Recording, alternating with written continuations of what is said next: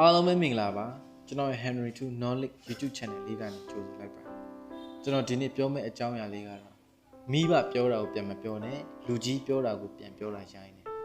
ဒီလိုစကားတွေအများကြီးကိုကျွန်တော်တို့မြမလူမှုအတိုင်းဝိုင်းမှာမကြာခဏကြားဖို့ကြမှာပါတစ်ဖက်နဲ့တစ်ဖက်စကားပြောခွင့်မရှိတဲ့အခြေအနေကိုယဉ်ကျေးမှုလို့သတ်မှတ်လာတာကလည်းရိုးရာအနေနဲ့တစ်ဖက်သက်ယဉ်ကျေးမှုလိုက်တဲ့အမြင်တစ်ခုဖြစ်နေပါတယ်လူကြီးတွေကိုယုတ်သေးရမယ်ဆိုတာကတော့မှန်ကန်ပါတယ်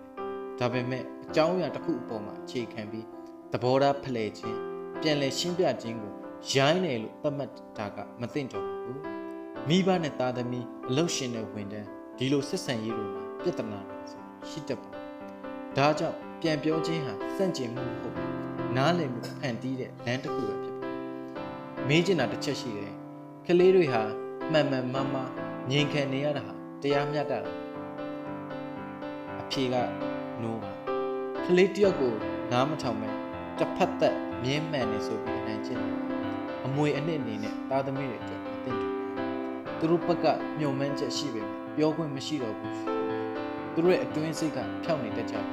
ယုံကြည်မှုပျောက်သွားတတ်တယ်အချို့ကတော့ဒေါသထွက်လို့ပိုပြီးနားမထောင်တတ်တာဖြစ်လာတယ်အဆုံးမှာအကောင်းဆုံးဖြေရှင်းနည်းလမ်းတူဦးနဲ့တူဦးပွင့်လင်းမြင်သာစွာပြောဆိုနားလည်ခြင်း